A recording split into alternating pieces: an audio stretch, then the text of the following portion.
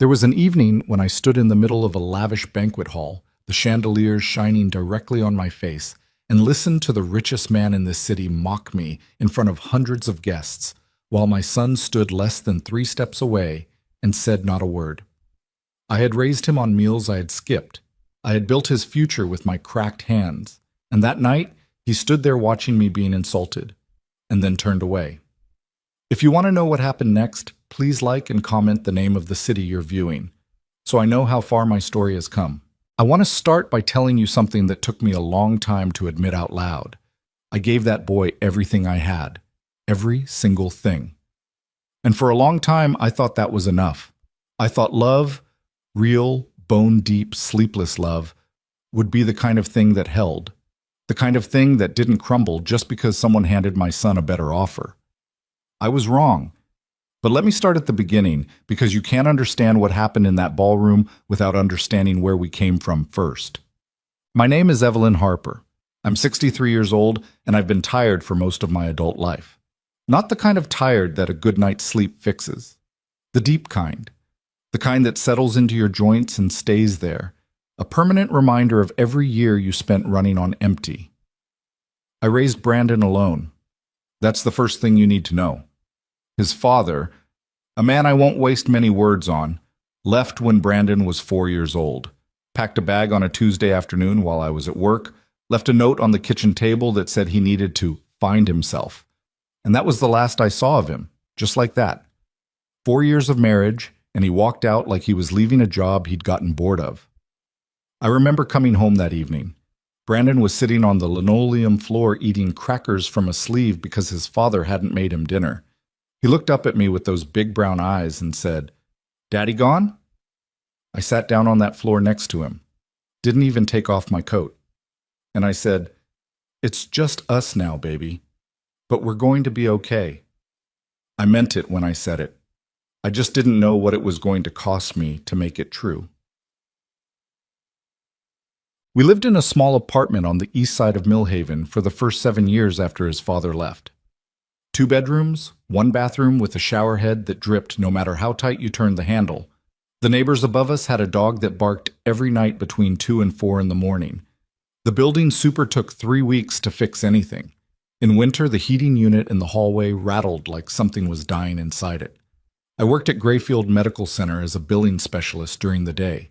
Evenings, 3 nights a week, I took on cleaning shifts at an office building 2 miles from our apartment. A place called Harton and Associates, some kind of law firm, 12 floors of carpet and glass, and people who left their coffee cups wherever they felt like it. I pushed a cart through those empty offices for 4 hours a night, emptying wastebaskets and wiping counters, and I told myself it was temporary. I told myself that every night. I skipped lunches to save money. I wore the same 3 pairs of shoes for 5 years, rotating them so they'd wear evenly. When my coat got a tear in the lining the second winter, I sewed it closed myself with a needle and thread I bought from a dollar store. Brandon never went without, not without dinner, not without school supplies, not without a birthday cake, but I went without plenty. And I want to be honest with you, I didn't do it with grace all the time. There were evenings I sat in the kitchen after he went to sleep and cried into a dish towel because I was so tired I couldn't think straight. There were mornings I stared at the bathroom mirror and couldn't recognize myself. I was 31 years old and I looked 45, and I knew it, and it scared me. But then Brandon would come around the corner with his backpack hanging half off his shoulder, asking if I'd signed his permission slip, and something in me would just reset, like a timer. He was my reason. Simple as that. Brandon was a smart kid, not in a flashy way, not the type who raised his hand constantly or wanted everyone to notice, but he paid attention. He absorbed things. His 3rd grade teacher, Mrs. Calloway, called me in for a conference, and I went in terrified that something was wrong. And she looked at me and said, "Mrs. Harper, your son is one of the most observant children I've ever taught. Whatever you're doing at home, keep doing it." I drove home from that conference and pulled over on Elm Street and cried for about 10 minutes. Good tears that time. I pushed him hard. Maybe too hard, looking back. Though I'm not sure I'd have done it differently. I made him do his homework before anything else. I made him read every summer. I took him to the public library on Saturday mornings and let him pick out whatever he wanted, no limits, because books were free, and I believed with everything in me that they were his way out, our way out. He played baseball for 2 years in middle school. I made every game I could, even when my shift ended at 9 and the game was at 7 and I had to leave work early and make up the time later. I sat on those metal bleachers with my work badge still clipped to my collar sometimes, clapping for him, and he'd look up and find my face in the stands and give me this little nod. Just a nod. But I held on to those nods like they were something precious. When he was 16, he started talking about college, about business school, about wanting to run a company someday. "What kind of company?" I asked him. He shrugged the way teenagers shrug, like the details were someone else's problem. "I don't know. Something that matters, something that makes real money." I told him he could do it. I believed that completely. I just didn't know what real money would eventually mean to him. He got a partial scholarship to Weston University. Not a full ride, but enough to make it possible if we were careful. I took out a small parent loan to cover the gap and picked up a few extra shifts to handle his housing costs the first year. We talked on the phone twice a week. He called me every Sunday, almost without fail, and told me about his classes, his professors, a roommate named Derek, who apparently ate nothing but instant noodles and spoke to no one before noon. He was happy. I could hear it in his voice, and it made all those evening cleaning shifts worth it, in a way I can't fully explain. Junior year, something shifted. He started talking less about classes and more about connections, about networking, about a professor who'd introduced him to some business contacts, about events he was attending, people he was meeting. The Sunday calls got shorter, then every other Sunday. Then I was the one calling more often than not. I told myself it was normal. He was growing up, making his world bigger. That was the whole point. I told myself that right up until he called me one Sunday evening in April of his senior year and said, "Mom, I met someone. Her name is Cassandra. I think this is serious." "That's wonderful," I said. And I meant it. Her family is kind of a big deal," he said, with something careful in his voice. "Her father is Victor Whitmore." I didn't know the name then. I didn't have any reason to. "Is he a good man?" I asked. There was a pause that I didn't understand at the time. "He's very successful," Brandon said. I met Cassandra the following Thanksgiving. Brandon brought her to my apartment. We'd moved to a better place by then, a 2-bedroom in the Clarendon complex, nothing fancy but clean and mine. And she was polite. Pretty girl, very composed, the kind of composed that comes from never having had to be anything else. She looked at my apartment the way people sometimes look at things that make them quietly grateful for what they have. She said thank you when I handed her a plate of food. She said my stuffing was interesting.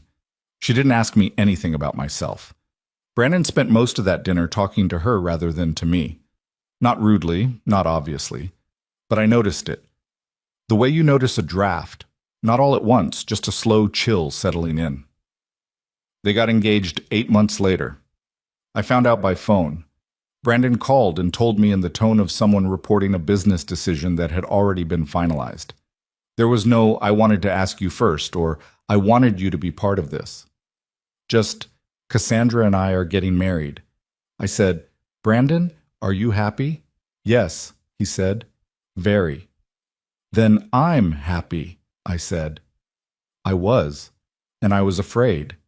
And I didn't know yet that those two things were just the beginning. The Whitmore family had money in the way that some families have furniture. It had just always been there, and they didn't think about it much, and they couldn't really imagine a room without it. Victor Whitmore had built his empire in commercial real estate and development. His company, Whitmore Capital Group, was the kind of name that appeared on building plaques and charity galas and the business section of the local paper. He was 67, silver-haired, broad-shouldered, with the specific confidence of a man who had spent decades being the most important person in every room he entered. I met him for the first time at the engagement dinner, a restaurant called Aldridge's, the kind of place that doesn't put prices on the menu. I wore my best dress, the navy one I'd bought on clearance 3 years earlier, and saved for occasions I wasn't sure would ever come. I arrived a few minutes early because I'd been raised to think that being on time was a form of respect. Victor arrived 12 minutes late, and nobody commented on it. He shook my hand with the practiced warmth of someone who had spent years shaking hands with people he didn't especially care about. "Evelyn," he said, using my name the first time like it was something he was trying out. "Brandon's told me about you." "Good things, I hope," I said. "Of course." He smiled. It was the kind of smile that meant very little.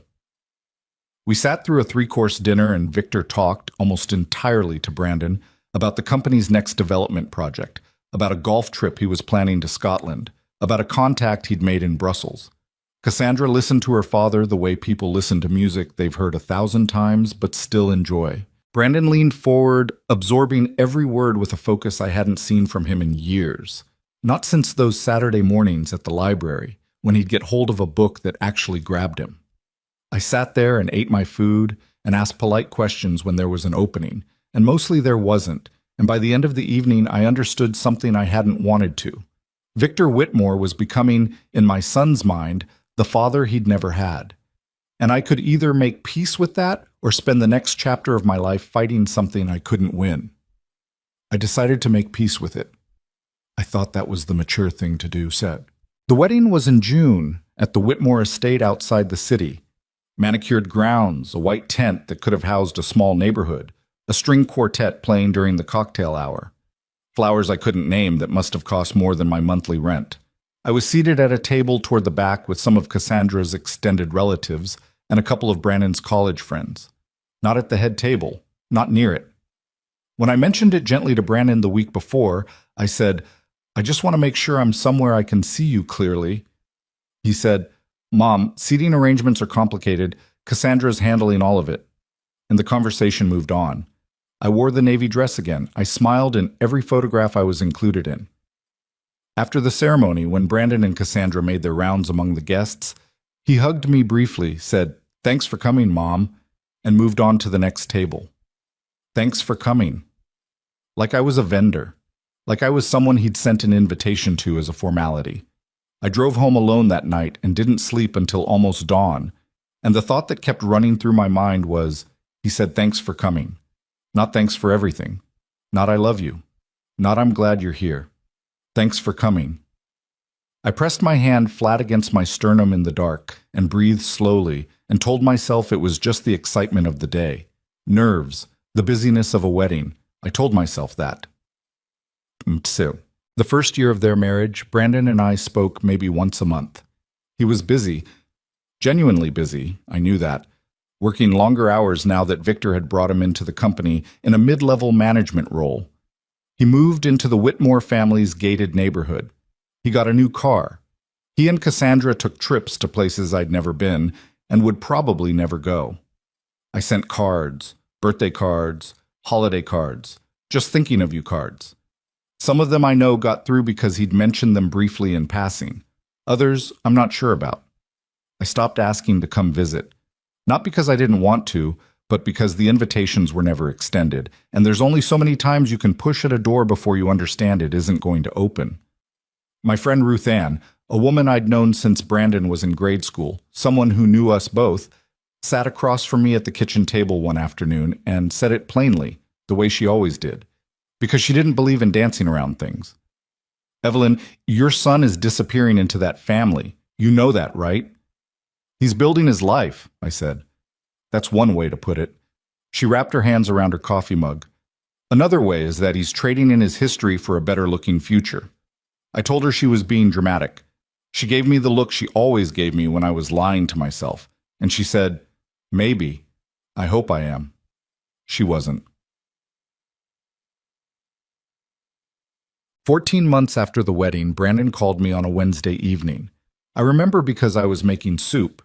Nothing fancy, just a simple vegetable broth I'd gotten into the habit of making in the fall, and I almost didn't answer because my hands were wet. But I saw his name and I picked up.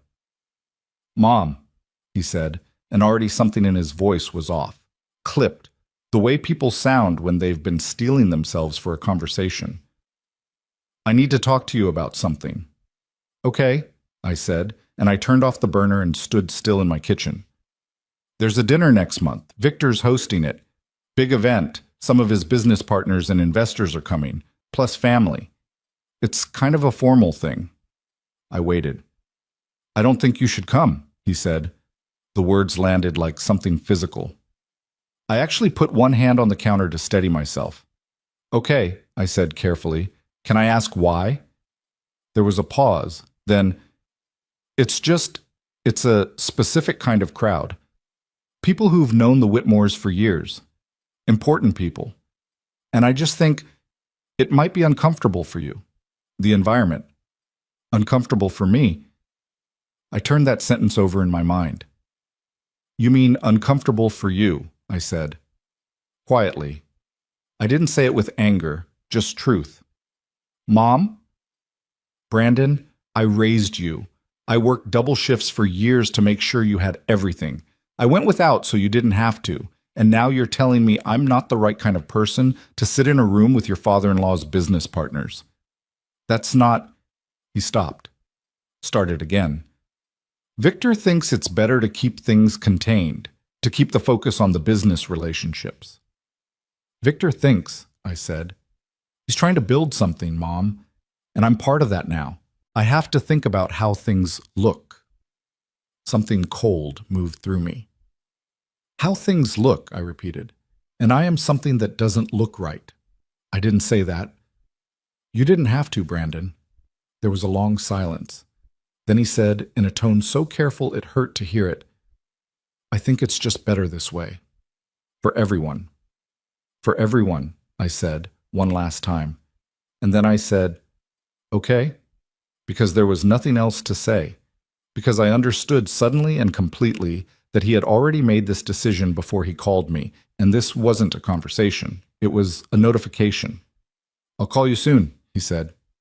I promise. He called 6 weeks later. I counted. Husham. After that, I started paying closer attention, looking at what had actually changed and when. And here's what I saw, looking back with clear eyes. The Sunday calls had stopped. The cards I sent stopped getting mentioned.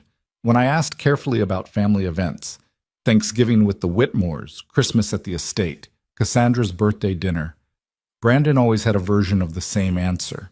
It wasn't the right time. It was going to be a small thing. It would be easier next year. He'd explain later. There was never a later that arrived the way he described it. I asked him once, directly. I had to gather myself for 3 days before I was ready to say it. I asked him, do you ever tell them about where you came from? About what we went through? He was quiet for a moment. Then, that was a long time ago. That was your life, Brandon. That was my life. People move forward, Mom. I'm not asking you to move backward. I'm asking if you're ashamed of me. He said, of course not. He said it quickly. And quickly was the problem. Sham. The breaking point came on a Saturday in November, about 2 years after the wedding. I had driven 40 minutes to the Whitmore estate because Brandon had specifically told me that this particular Saturday was a casual family gathering. Small, he said. Just immediate family. He thought I should come. I should have known something was off when I arrived, and there were cars lined up along the drive that I didn't recognize. I parked and walked up to the front door feeling the particular discomfort of arriving somewhere you're not entirely sure you're wanted, which was a feeling I had started to know well. The housekeeper let me in, and I stood in the marble entry hall and heard voices, a lot of voices, coming from the main room. Brandon came around the corner and stopped when he saw me. Something flickered across his face. Something I recognized and hated recognizing, relief that I was already inside, where the awkwardness of turning me away at the door was no longer an option. Mom, you made it. He said it like someone completing a task. You invited me, I said. Right, yeah, come on in. He touched my elbow and steered me forward, and as I came through the arched doorway into the main room, I understood what kind of gathering this actually was. There were at least 30 people, maybe more, expensively dressed, cocktails in hand, the kind of effortless socializing that comes from having spent your whole life surrounded by people who look like you. Victor Whitmore was holding court near the fireplace, and he saw me the same moment I saw him. His expression didn't change, but something in it settled into something deliberate, something decided. He crossed the room toward us. Evelyn, he said. The same tone he always used, measured, polite on the surface, like politeness was a tool you kept in your pocket for specific uses. "Victor," I said, "glad you could join us." He glanced at Brandon. "I didn't realize you'd extended the invitation." "I mentioned it to her a few weeks ago," Brandon said, and his voice had gone flat in the way it got when he was navigating between two things he didn't want to choose between. Victor looked at me for a moment, just a moment, and I saw it clearly. I was a problem he was deciding how to manage. "Well," he said, with a smile that was assembled rather than felt, "the more the merrier." He moved back toward his guests. Brandon led me to the edges of the room, toward a small seating area near the window, away from the center of things, and I sat down and watched the party happen around me like I was watching it through glass. Nobody introduced themselves. Nobody came over. A few people glanced at me with the brief, polite blankness of people who have determined that someone is not relevant to them and moved on. I sat there for an hour and a half. Brandon circulated. He laughed at Victor's stories. He stood at Victor's elbow like someone learning to occupy space correctly. He looked happy. Genuinely, visibly happy in a way that made something ache in my chest because I could see that the happiness had nothing to do with me being in the room. At some point, I stood up and went to find the bathroom, just to have somewhere to go, and I passed two women I didn't know talking quietly near the hallway. I wasn't eavesdropping. I was just there. But one of them said something and the other one laughed, and I heard the word housekeeper, and I understood, without any doubt, that they were talking about me. I stood in the bathroom for a few minutes and looked at myself in the mirror above the Whitmore's marble sink, and I made a decision. Not a dramatic decision. Not one I announced to anyone or made into a scene. Just a quiet, interior decision. The kind you make when you finally stop pretending that things are going to improve on their own. I was going to stop asking to be let in. Because if a door only opens from one side, standing on the outside and knocking is not patience. It's just punishment you're giving yourself. I came back out, found Brandon near the drinks table, and said quietly, "I'm going to head home." He looked surprised. "Already? You just got here." "I've been here almost 2 hours, Brandon." He processed that. Then he said, "I'll walk you out." And he did. And we stood on the front step in the November cold, and he looked at me with something on his face that I could read but that he didn't say out loud. "I'll call you this week," he said. "Okay," I said. I walked to my car, and I didn't look back. And the drive home was very quiet and very long, and I thought about my apartment and my routine and Ruth Ann and the soup I'd been making when he called me 14 months ago. And I thought about the little boy who had looked up at me from the kitchen floor eating crackers when his father left. And I thought, that boy would not have let me stand at the edge of a party for 2 hours and said nothing. That boy was gone. I wasn't sure when it had happened, but he was gone. The weeks that followed were the quietest stretch of my adult life. Not peaceful quiet, empty quiet. The kind that sits in the corners of rooms and in the space between waking up and getting up. I went to work. I came home. I cooked. I called Ruth Ann on Thursday evenings. I read in the evenings. I'd always been a reader, and books had always been where I went when the world got too much to look at directly. Brandon called twice in December. Both calls were short. He asked if I was doing okay. I said yes. He said he'd been busy. I said I understood. He said he'd try to get together in the new year. He didn't ask how I was really doing. I didn't tell him. New Year's came and went. I watched the ball drop on television alone in my living room with a glass of sparkling water and a bowl of popcorn. And I didn't feel sorry for myself. Not exactly. I just felt the very specific loneliness of being a person who had given everything they had to another person and was now discovering that sacrifice doesn't come with a guarantee. You love someone with your whole self, and you give up things you can never get back, and you do it willingly, joyfully even, because you believe in them.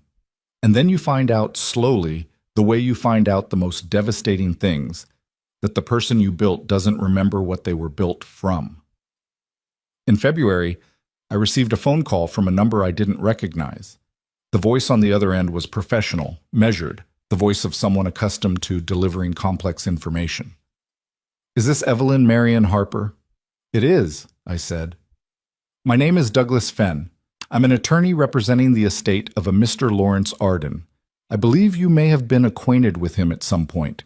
He was a distant relative on your mother's side. We've been attempting to locate you for several months." I sat down slowly in my kitchen chair. "I'm afraid Mr. Arden passed away in October," the attorney continued.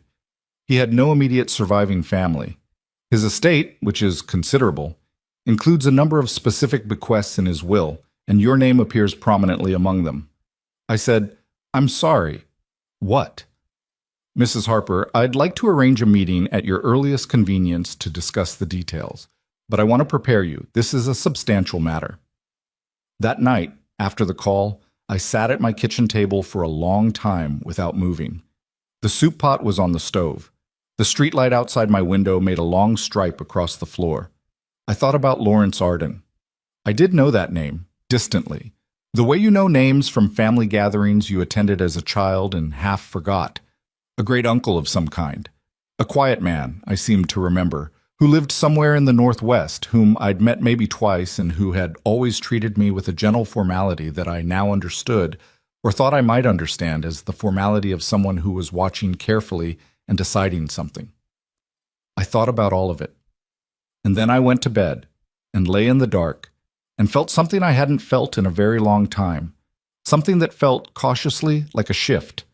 I didn't know yet what was coming. I didn't know what that phone call would mean, or where it would lead, or what it would change. But for the first time in a long while, I felt like I was not entirely without resource, like someone, somewhere, had thought of me. The meeting with Douglas Fenn took place on a Thursday morning in early March, in a law office on the 14th floor of a building downtown that I had walked past hundreds of times without ever having a reason to enter. I wore the navy dress.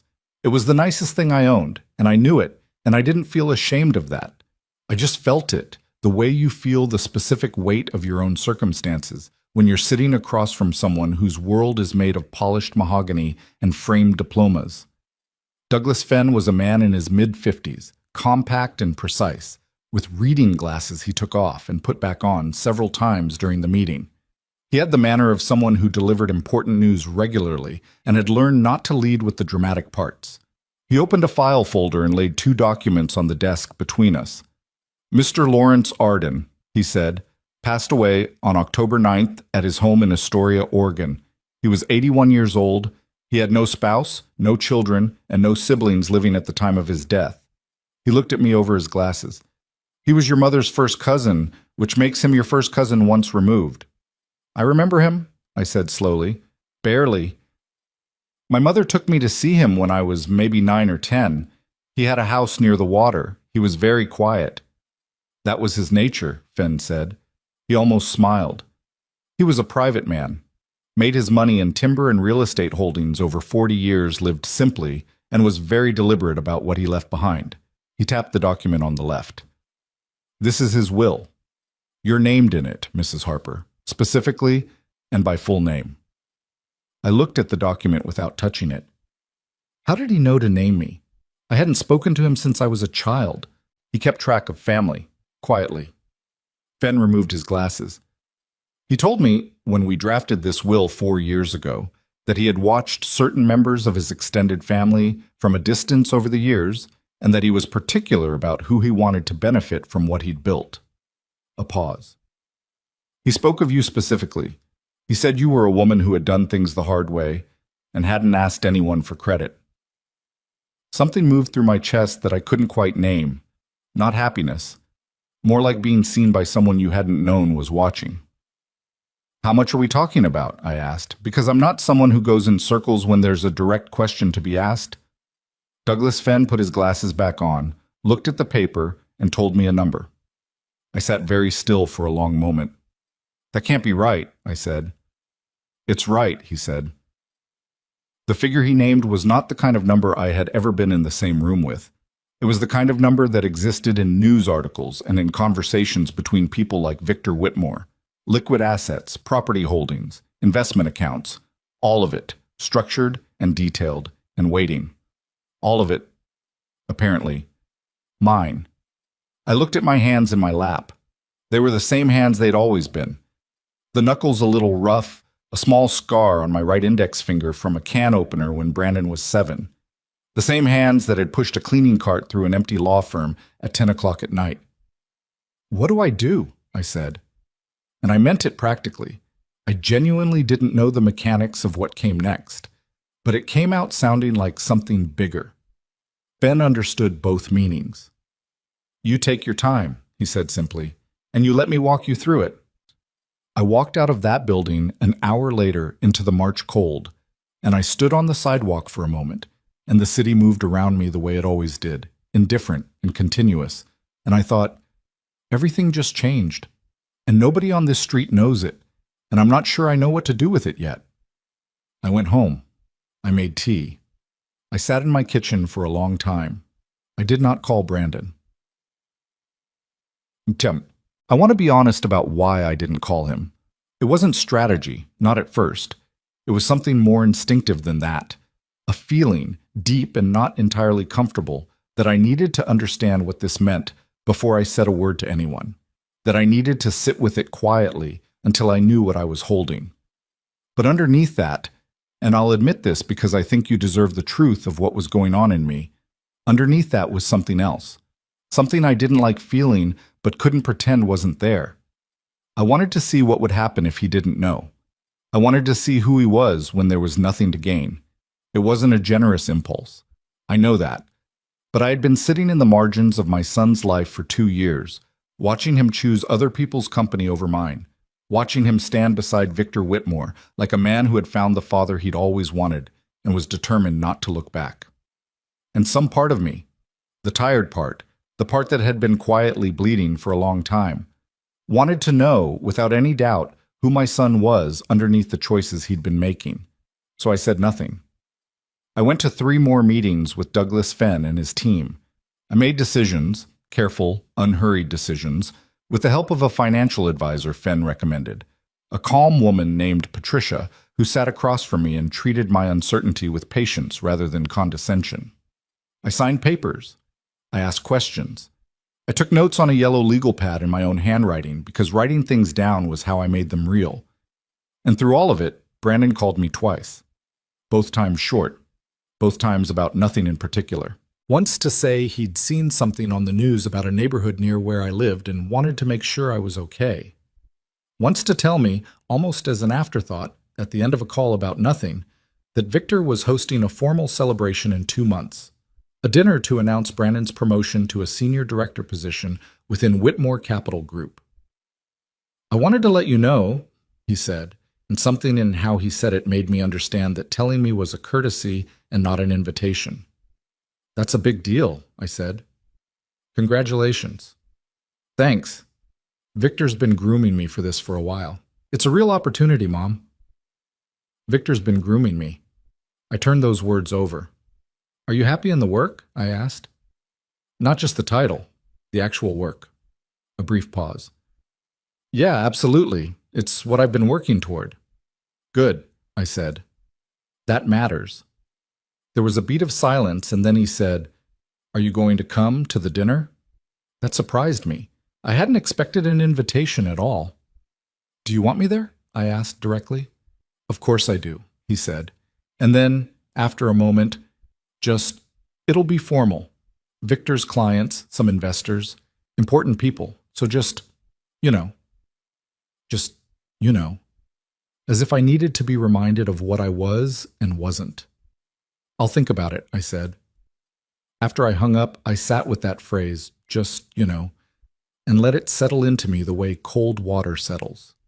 He hadn't meant it cruelly. That was the part that was hard to hold on to. He hadn't meant it cruelly. He just hadn't thought about how it would land. He had stopped thinking about how things landed with me a long time ago because I had always absorbed it quietly, and quiet absorption teaches people that it's okay to keep going. That was my failure too, I realized. I had been too quiet for too long. I called Ruth Ann that Thursday evening. She answered on the second ring the way she always did.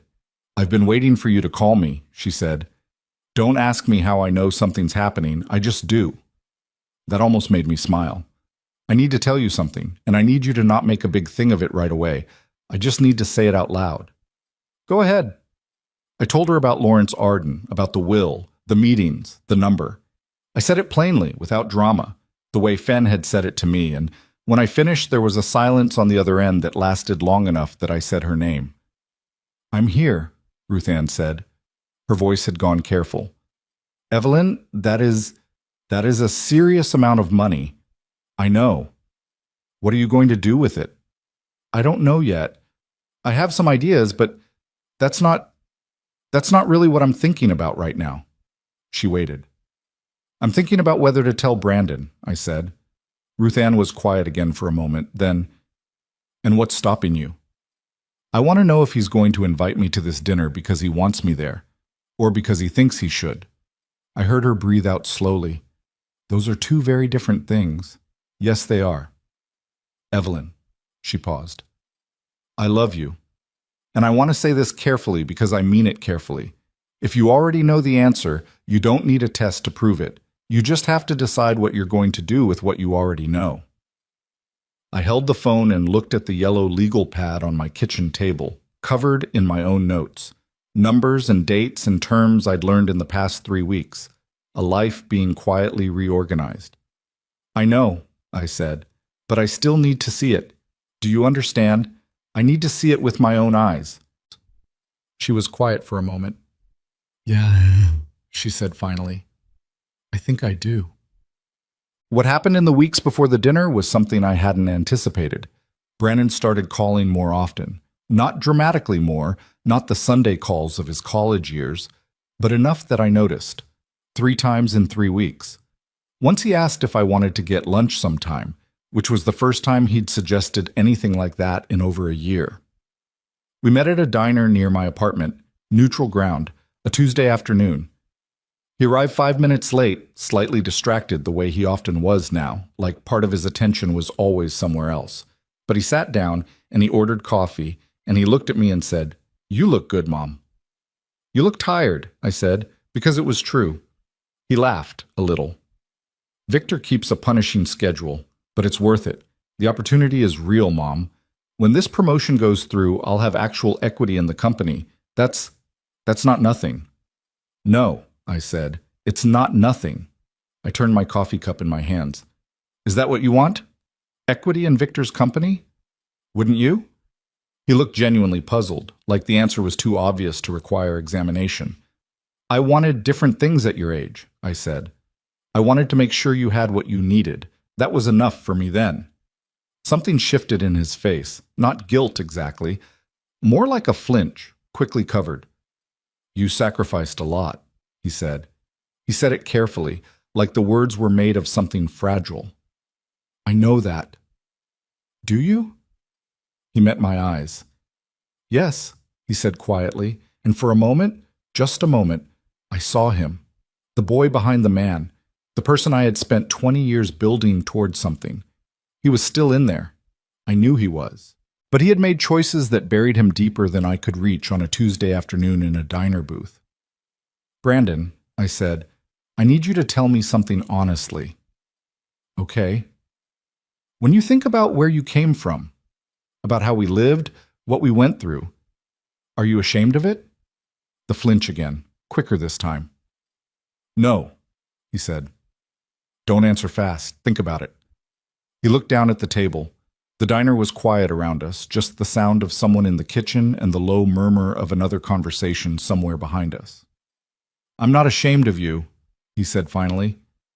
"I'm not, but I'll be honest. I don't always want people to know everything. About before. About the apartment, the cleaning job, all of it." He looked up. "That's not the same thing." "Isn't it?" I said. He didn't answer. I didn't push. We ate lunch and talked about other things. A show he'd been watching, something about my neighbor's cat that had gotten into a situation with a drain pipe. Small things, the kind of conversation that fills space without going anywhere. When we stood up to leave, he hugged me. A real hug, not the arm's length kind from the wedding. And I held on to it because I knew, in the way I always knew things I didn't want to know, that this moment was a window and not a door. 3 weeks before the dinner, Victor Whitmore called me directly. That had never happened before. His number showed up on my phone as unknown, and I almost didn't answer, but something made me pick up. "Evelyn," he said. No preamble. I hope I'm not interrupting anything. Not at all, I said, because I was going to be composed regardless. Brandon tells me he extended an invitation to you for the dinner. I wanted to reach out personally. The pause that followed was very short, but I heard what was in it, a calculation completing itself.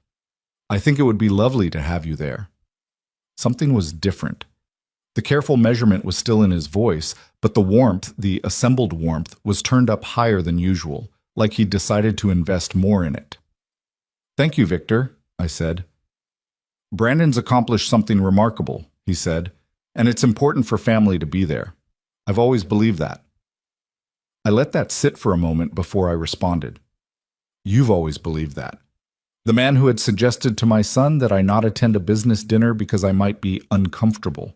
The man who had smiled at me with his assembled smile at a party while his guests sized me up from across the room. I appreciate the call, I said. I'm planning to be there. Wonderful. Another pause, and this one was different, almost probing. You know, I've been meaning to sit down with you properly for some time. We've never really had a real conversation, have we? Just the two of us. No, I said. We haven't. We should fix that. Brandon means a great deal to me, and the people who matter to Brandon, they matter to me as well.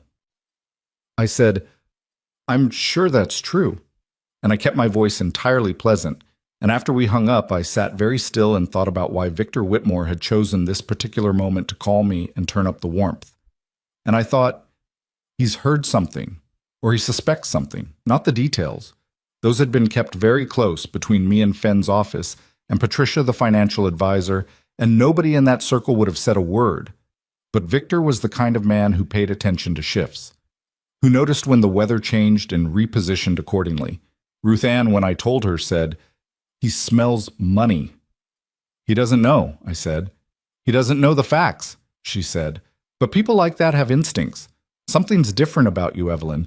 You hold yourself differently. You probably don't even notice it, but I do. Maybe she was right.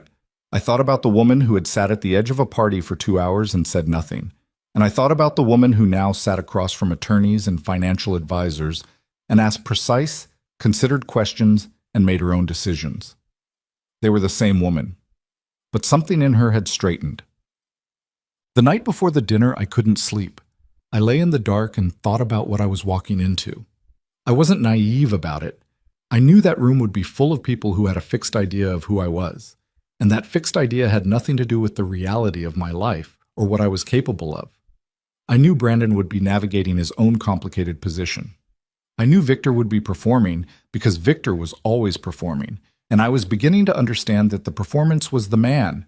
There wasn't much underneath it that was different. What I didn't know, what I genuinely couldn't predict, was how Brandon would move through the evening when I was in the room. Whether he would find me and stand near me, or whether he would keep his distance the way he had at his own wedding, letting the space between us speak without ever acknowledging what it said. I thought about Lawrence Arden, about a quiet man in a house near the water who had watched from a distance and made a decision, who had seen something in me worth seeing when other people were looking past me. I thought about what I was going to do with what he'd left me. The ideas had been forming slowly, the way things form when you give them room and time. I wasn't ready to talk about them yet, but they were there, real and purposeful in mine.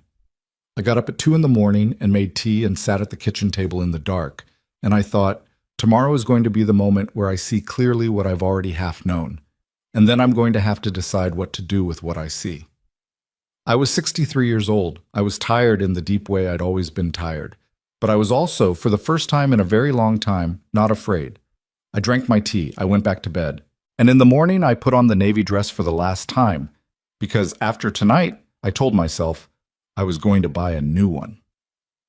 The Whitmore estate looked different at night than it had on that November afternoon 6 months earlier when I'd sat at the edge of a party and watched my son belong somewhere I didn't.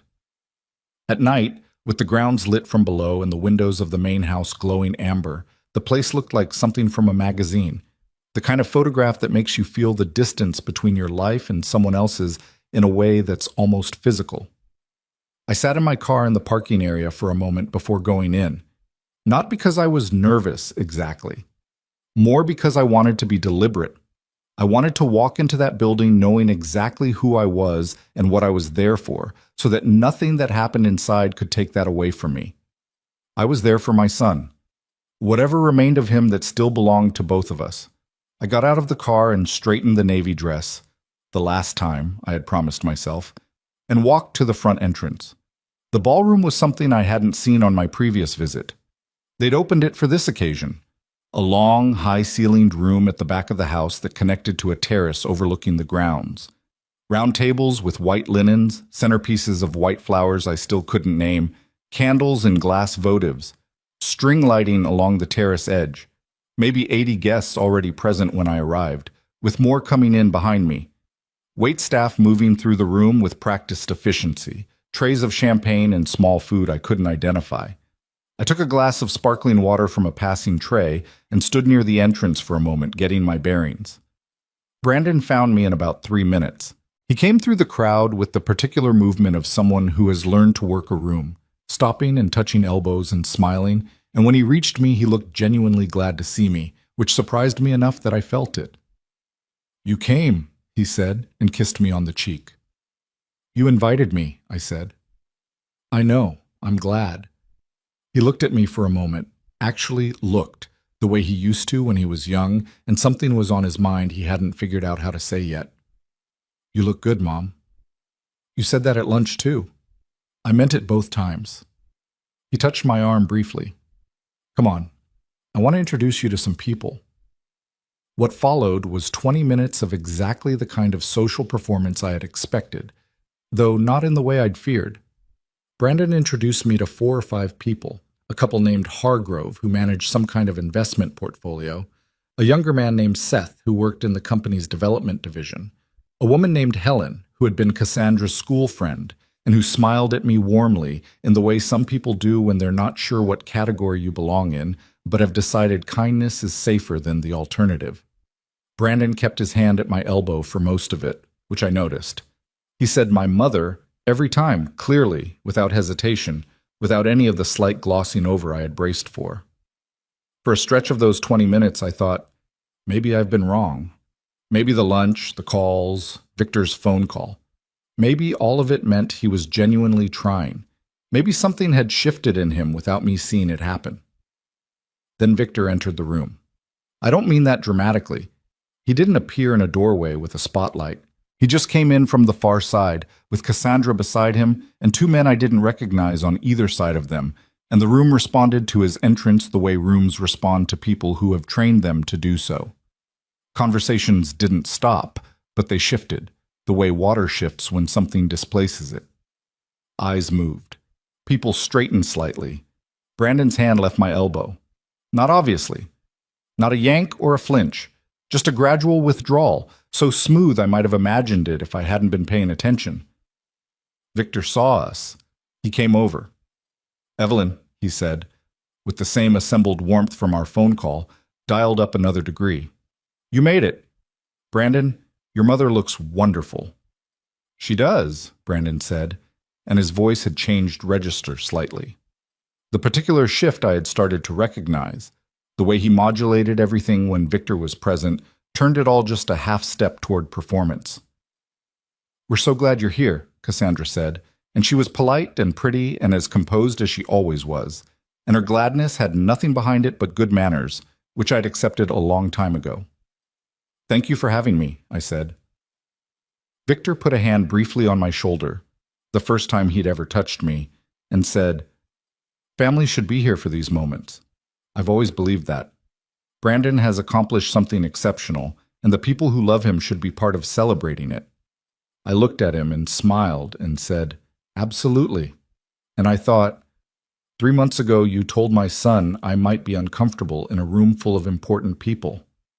I thought about how his voice had sounded on the phone, that probing quality, that slight recalibration, the smell of something, as Ruth Ann had put it. He didn't know, but he was circling. The formal part of the evening began about an hour in. Remarks from Victor at the front of the room, a microphone, the assembled guests seated or standing with their drinks. Brandon stood near the front beside Cassandra, and I was seated at a table toward the middle of the room with the Hargroves and Seth and Helen and two other people I hadn't been introduced to. Not at the front, not near Cassandra and Brandon, but not entirely at the edges either, and I noticed the small adjustment and gave it its due credit. Victor spoke well. That was the irritating truth. He was a skilled speaker, easy with humor, commanding without being domineering, the kind of man who could make a room full of people feel included in something whether they were or not. He talked about the company's growth, about strategic vision, about the next chapter. He talked about Brandon in terms that were genuinely impressive, specific about what Brandon had contributed, real about the business impact. He wasn't manufacturing it entirely. And then he made a mistake. Or maybe it wasn't a mistake. Maybe it was exactly what it looked like. He had been talking about the culture of the company, about the kind of people he chose to build with. He said something about how success wasn't accidental, that it came from the right environment, the right foundation, the right influences. And then he looked out at the room with a broad smile and said, "Brandon came to us from humble beginnings, very humble. And look at what the right environment can do for a person." The room laughed, a light, easy laugh, the kind people give when they trust the person speaking to know the boundaries. I did not move. Victor's eyes swept the room in the way of a performer acknowledging his audience, and for just a moment they landed on me, long enough to be deliberate, not long enough to be undeniable. "I always say," he continued, still smiling, "that a good investment can transform anything, even raw material with very little to work with." Another ripple of laughter. The Hargrove beside me chuckled. Helen was looking at her champagne glass. Raw material with very little to work with. I sat with those words for exactly 2 seconds before I understood them completely. Understood who they were for and why they'd been said and what they were designed to do. This was not an accident of phrasing. Victor Whitmore was a precise man. He chose his words the way other men chose their suits. I looked at Brandon. He was looking at the floor. Just for a moment, a second, maybe less, his eyes dropped, and he looked at the floor and I saw his jaw tighten, and then he looked up again and his face was composed, and he was nodding at something Victor was saying. He heard it. He knew what it was. And he said nothing. That was the moment. The one I will carry for the rest of my life, not because of what Victor said. I had withstood worse from less significant people, but because of that single second of my son staring at the floor, because in that second I watched him choose. Quietly, invisibly, without anyone else in that room knowing a choice was being made. He chose to let it pass. He chose the floor over my eyes. He chose what he stood to gain over what he owed the woman who had built him. I breathed slowly. I kept my face entirely still. I was 63 years old, and I had been holding myself together through hard things for most of my adult life, and I was not going to come apart in Victor Whitmore's ballroom. Victor finished his remarks. There was applause. Brandon was called up to say a few words, and he was good, measured, grateful, self-possessed. He thanked Victor. He thanked the team. He thanked Cassandra. He said, near the end, "And my mother is here tonight, which means a lot to me." And he looked in my direction briefly, and people at the nearby tables turned to look at me for a moment with polite acknowledgement, which means a lot to me. He said it, and I believed he meant it, and I hated that it was so small. After everything, after the double shifts and the crackers on the linoleum and the 20 years, what he said in front of a room full of people was that I was there, and it meant a lot. Not, she built me from nothing. Not, she sacrificed things she can never get back. Not, I wouldn't be standing here if it weren't for her.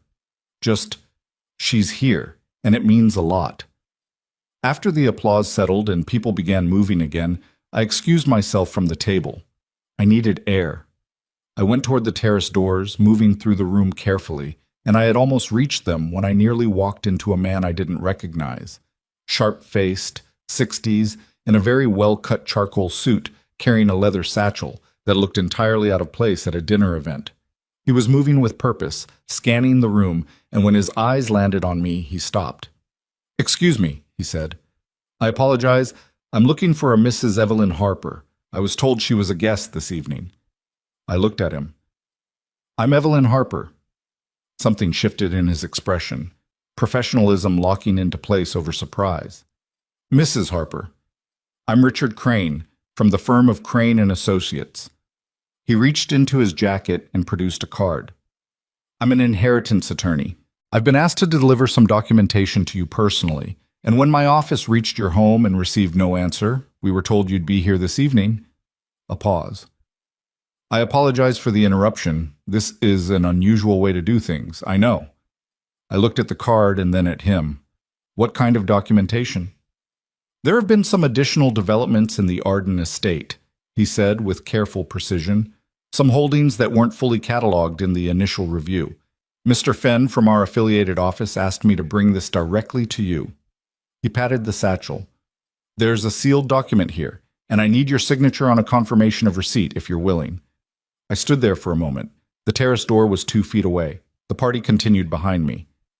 And somewhere across the room, my son was accepting congratulations from people who had just heard him described as raw material that the right environment had transformed.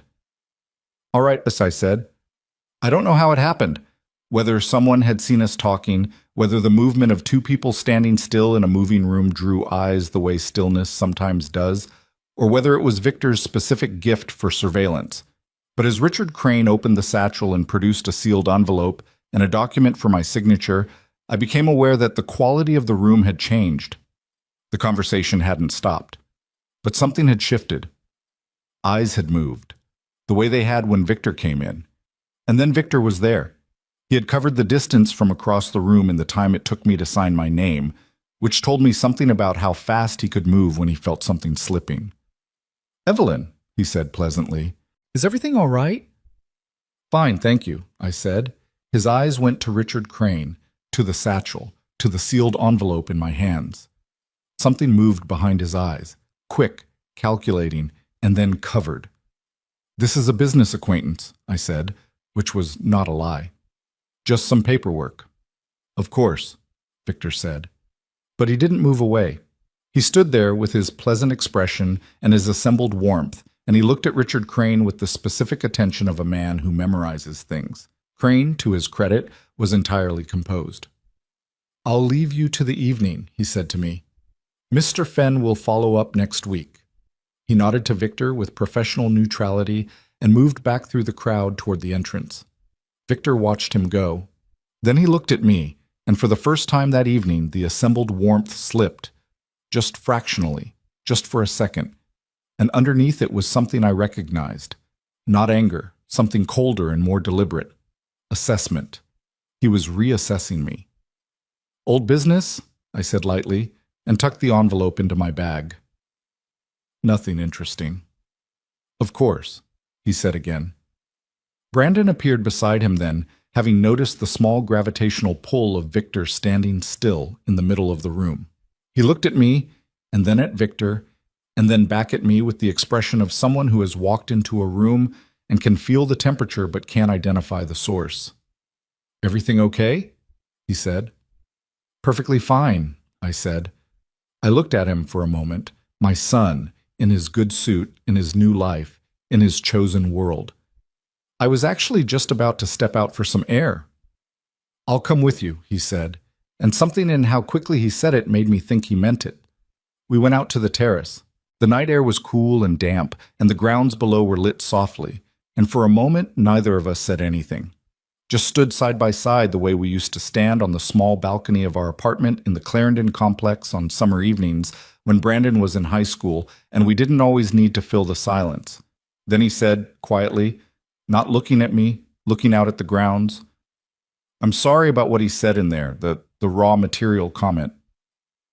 I let that sit for a moment. "Are you?" "Yes." He said it with something real in it. It wasn't okay." "No," I said. "It wasn't. I should have said something." "You should have," I agreed. I kept my voice even. Not cold. I wasn't performing calm.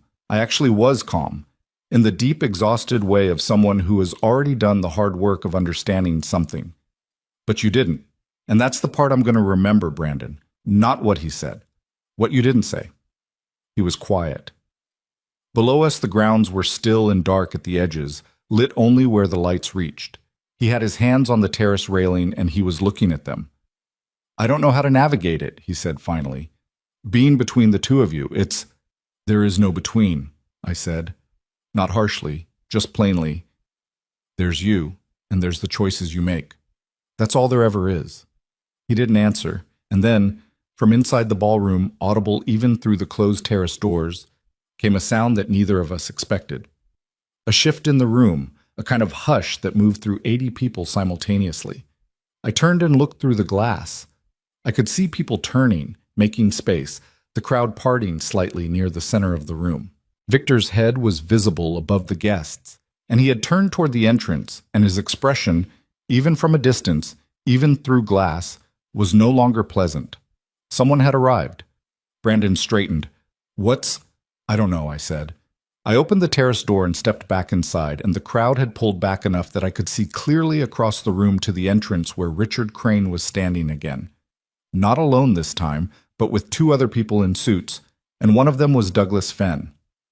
Fenn, who was my attorney, who was supposed to follow up next week. He saw me across the room. He lifted his chin slightly in acknowledgement, and then he looked at the sealed envelope I was still holding in my hand, the one he had sent with Crane, and he nodded once. Open it, that nod said. I looked down at the envelope in my hands. Then I looked up at Victor, who was looking at Fenn with an expression that was no longer assembled at all. It was tight and controlled, and underneath the control was something that looked, for the first time since I'd known him, like fear. I opened the envelope, and what I read in the first 3 lines changed everything I thought I understood about what this evening was. The Arden estate had not been fully catalogued in the initial review. That part was true, exactly as Crane had said. What he hadn't said, what Fenn's attached letter explained in his careful, precise language, was why. Because Lawrence Arden had not only left me his personal holdings, he had left me his controlling interest in a land trust that held development rights to 3 parcels of commercial property in this region. 3 parcels that, according to the attached documentation, Whitmore Capital Group had been in active negotiation to acquire for the past 8 months. Active negotiation, with a trust that now belonged entirely to me. I stood in the middle of Victor Whitmore's ballroom with this information in my hands, and I looked up, and Victor was looking at me. And I understood now, completely, finally, without any remaining ambiguity, why he had called me, why he had turned up the warmth, why he had said, in his careful voice, that we had never had a real conversation, and that we should fix that. He hadn't smelled money in the abstract. He had smelled his own deal falling apart. He had known, or suspected, for weeks. And he had spent those weeks positioning himself with Brandon, with me, with this dinner, to be close enough to manage it when the moment came. The moment had come. Brandon was beside me now. He had come in from the terrace, and he was reading my face, and I could see him trying to parse what had happened in the 30 seconds since we'd come back inside. "Mom," he said quietly, "what's in the envelope?" I looked at my son. I thought about the terrace and what he'd said about not knowing how to navigate it, and I thought about the boy eating crackers on the kitchen floor, and I thought about Victor's eyes when the assembled warmth slipped. I folded the letter, put it back in the envelope, put the envelope in my bag. "A lot," I said. And I looked across the room at Douglas Fenn and gave him the smallest nod, and whatever came next was going to come from a very different position than the one I had occupied for the past 2 years. Douglas Fenn did not stay long that evening. He spoke with me for 11 minutes in a small sitting room off the main hallway, a room with a closed door, away from the noise of the ballroom, while Richard Crane waited near the entrance and Brandon stood in the hallway outside, leaning against the wall with his arms crossed and his face arranged into the careful blankness of a man trying not to look as rattled as he was. Fenn confirmed what the letter had said and added what the letter hadn't. The land trust had been a separate holding from Lawrence Arden's primary estate, held through a subsidiary structure that had taken Fenn's team several months to fully unwind and document. 3 parcels, all within 40 miles of the city, all zoned for commercial development. 2 of them were adjacent to existing Whitmore Capital Group properties. The third sat at the center of a development corridor that Victor had been quietly assembling for the better part of a decade. Whitmore's team has been in negotiation with the trust administrator for the past 8 months, Fenn said, sitting across from me with his hands folded on his knee. The former administrator passed away in January, which created a gap in representation. Our documentation establishing you as the new controlling interest was filed last week. His attorneys will have been notified around the same time. So he knew, I said. His attorneys knew. Whether he knew before tonight, Fenn paused. Given how quickly he made contact with you over the past several weeks, I think we can make a reasonable inference. I thought about the phone call. The warmth turned up high. We've never had a real conversation. The people who matter to Brandon matter to me. I sat with all of it for a moment, and then I said, "What happens now?" "That's entirely your decision," Fenn said. "You have options. You can engage with Whitmore's team and negotiate a sale on your own terms. You can decline to sell and develop the parcels independently. You can hold them. You are under no obligation to continue any prior negotiation on terms you didn't set." He looked at me steadily. "What I want you to understand is that his leverage in this situation is essentially zero. Legally, financially, you hold the position." I had never held a position before. Not in those terms. I had spent my adult life in positions of scarcity, always calculating, always trimming, always working with less than I needed and making it stretch. The idea of holding a position, of being the one with leverage rather than the one working around someone else's, was something I needed a moment to absorb. "I understand," I said. "Take your time," Fenn said. "Nothing needs to happen tonight. I wanted you to have the full picture." After he left, I sat in that small room alone for about 2 minutes, just breathing, letting the walls of it settle around me, the quiet, the closed door, the distance from everything outside it. Then I stood up, smoothed my dress, and went back out into the hallway. Brandon was still there. He pushed off the wall when he saw me, and his eyes were asking 20 questions he hadn't figured out how to order yet. "Can you tell me what's going on?" he said. "Yes," I said, "but not tonight." "Mom, Brandon." I stopped and looked at him directly. "I'm going to go say goodnight to a few people, and then I'm going home. I'll call you this week, and I'll explain everything. But I need you to let me do this at my own pace, not yours." He looked at me for a long moment. Something moved through his face that I couldn't fully name. Not quite frustration, not quite hurt. More like the specific disorientation of realizing that a person you've been taking for granted has been doing things you didn't know about. "Okay," he said finally. I went back into the ballroom. Victor found me within 4 minutes. He had the gift of surveillance, as I'd noted before, and he used it with the ease of someone who'd never had to be subtle about it, because people had always allowed him not to be. "Evelyn Sake," he said, appearing at my elbow near the bar. His voice was lower than it had been all evening. The performance had been adjusted, the room-filling warmth dialed back to something more focused, more direct. This was Victor operating in a register closer to his actual self. "That attorney, the one who came earlier and came back, that's Lawrence Arden's estate, isn't it?" He didn't phrase it as a question. I turned to look at him. "I'm not able to discuss the specifics of estate matters," I said pleasantly. "I'm sure you understand." His jaw shifted. "I've been in negotiation with that trust for 8 months," he said. "We were close to finalizing terms. This is—" He stopped, recalibrated. The veneer came back, thinner than before. "I just want to understand the situation clearly." "I appreciate that," I said.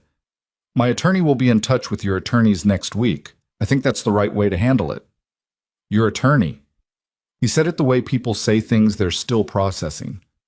"Evelyn, I think it would be better, more efficient, and frankly more comfortable for everyone involved if we handled this directly.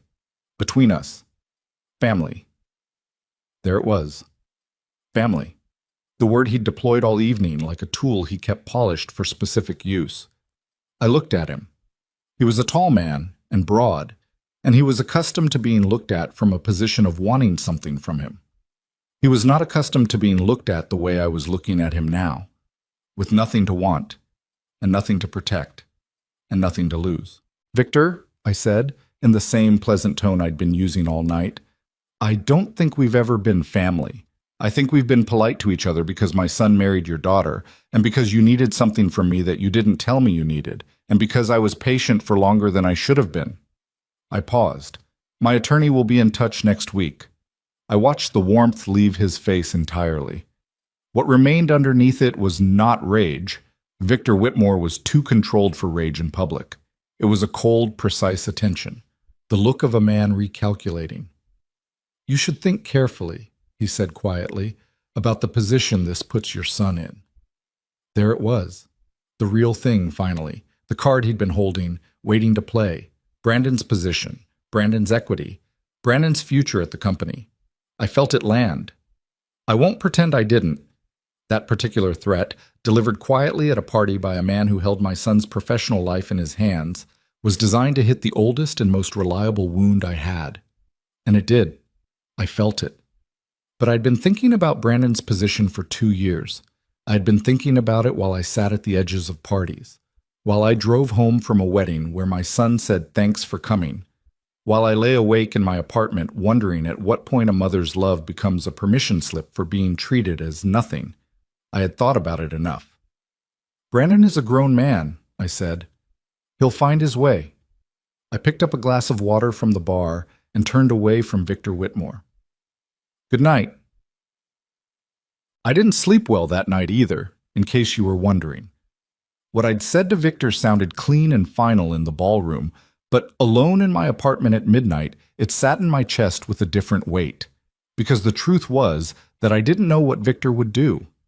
He might do nothing, might calculate that pressing the issue would cost him more than it gained, might decide that the professional and legal path was his only real option. Or he might not. And Brandon was in the middle of it. Brandon, who had stood with his hands on a terrace railing and said, "I don't know how to navigate it," who had looked at the floor for one devastating second rather than look at me.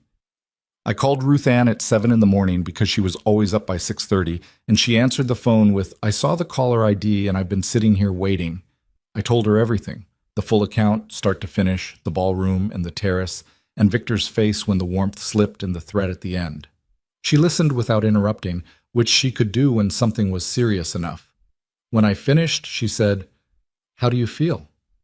"Like I ran a marathon in the wrong shoes," I said, "but not like you lost." "No," I said, "not like I lost." "Good." A pause. "What are you going to do about Brandon?" That was the question I'd been turning over all night. "I'm going to call him," I said, "and I'm going to tell him the truth. All of it. Not to hurt him, just because he deserves to know what's been happening, and I'm done managing how much he knows to protect him from things he's old enough to handle." "And Victor? The land trust?" "I'm going to do what Fenn advised," I said. "I'm going to think about it carefully, and I'm going to make decisions based on what I actually want to do with it, not based on what makes Victor comfortable." "What do you want to do with it?" I'd been thinking about that too. The ideas that had been forming since those first weeks in Fenn's office, slow and deliberate, the way things form when you stop letting urgency crowd out clarity. "I want to sell one of the parcels," I said. "Not to Victor, to someone else. A fair sale, at market value, to someone who'll develop it well. And the proceeds from that, I want to put towards some things I've been thinking about." "What kind of things?" "Scholarships," I said. "For kids who are doing it the way Brandon and I did it, working with nothing, trying to get somewhere. And maybe something else. A community resource fund. Families who need a bridge, help with childcare, job training, basic stability." I paused. The kind of help nobody gave us. There was a silence on the other end of the line that felt like something opening up. "Evelyn," Ruth Ann said softly, "I know it sounds like a lot." "It doesn't sound like a lot. It sounds exactly like you." Another pause. "What about the other 2 parcels?" "I'm going to hold them for now, and let Victor negotiate properly, through attorneys, with no special treatment for being my son's father-in-law." I looked out my kitchen window at the morning, which was gray and ordinary and mine. He can bid like anyone else. Brandon came to my apartment 3 days later. He didn't call first. He knocked on the door on a Saturday morning, which told me how much the ballroom had unsettled him because Brandon did not do unannounced visits. He stood in the doorway with his jacket collar turned up against the March wind, and he said, "Can I come in?" I made coffee. We sat at the kitchen table, the same table where I'd sat with my yellow legal pad, where I'd drunk tea at 2 in the morning, where I'd eaten soup while he'd told me not to come to a dinner.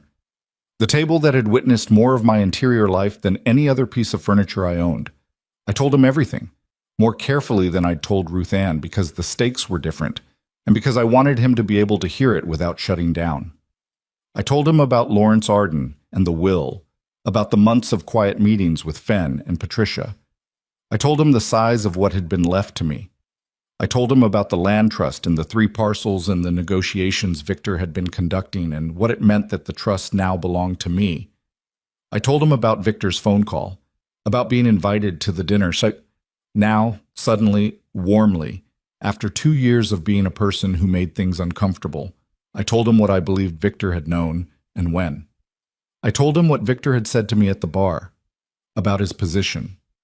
Brandon sat across from me through all of this, and he was very still. He had his hands wrapped around his coffee mug, and he was looking at the table between us, and he didn't interrupt once. When I finished, the kitchen was quiet for a long moment. Then he said, "He knew," not a question. "His attorneys had been notified the week before," I said. "He put it together." Brandon set his mug down very carefully, the way you set something down when you need your hands to be still. "He called me in for a meeting 2 weeks before the dinner," he said slowly. "Told me he wanted to accelerate the promotion, that the timing was right, that he had a lot of confidence in my trajectory. He said it flatly, like he was reading from a list. I thought—" He stopped. "You thought he'd seen something in you that he wanted to invest in," I said. Not unkindly. "Yeah." A beat. "Maybe he did. I don't know. Maybe both things can be true at once." "Maybe," I said. "Probably, actually. Victor isn't simple, but the timing is what it is." Brandon looked up at me then. Really looked, the way he had on the terrace. Not performing looking, but actually making eye contact and holding it. "Why didn't you tell me," he said, "about the inheritance, any of it, all those months?" I looked back at him. "I needed to understand what I was holding before I said anything," I said. And I paused, deciding to be honest because I had decided to stop managing what he knew. "I wanted to see who you were when there was nothing to gain, when I was just your mother with nothing special to offer." The words landed visibly. I watched them go in. "Mom," he said quietly. "I'm not saying it to hurt you," I said. "I'm saying it because it's true. And I think you already know it's true." He was quiet for a long time. Outside, a car passed on the street below. The refrigerator hummed, ordinary sounds that felt very loud. "I've been—" He stopped, started again. "I've been doing things wrong," he said, "for a while now. I think I knew it, and I kept explaining it to myself in ways that made it sound okay." He looked at his hands. The thing he said at the dinner. The raw material comment. I should have— "Yes," I said. "You should have." "I know." He rubbed one hand over his face. "I don't know why I didn't. I wanted to. I thought about it, and then I just—" "You chose not to," I said gently. "You can call it whatever you want, but that's what happened. And I'm not going to pretend it didn't." Another silence. Longer this time. "Are you going to sell to him?" Brandon said finally. "The parcels." "Not on his terms," I said. "One I'll sell through proper channels at fair market value. The other 2 I'll hold. His team can negotiate like anyone else." Brandon nodded slowly. I could see him absorbing what that meant. What it meant for his position, his equity, his trajectory at Whitmore Capital Group. And I waited to see what he would do with it. He said, "That's fair." 2 words. But they meant something because he knew exactly what they cost him to say, and he said them anyway. I reached across the table and put my hand over his briefly. He looked surprised, not because I'd touched him, but I think because in that moment he hadn't expected kindness.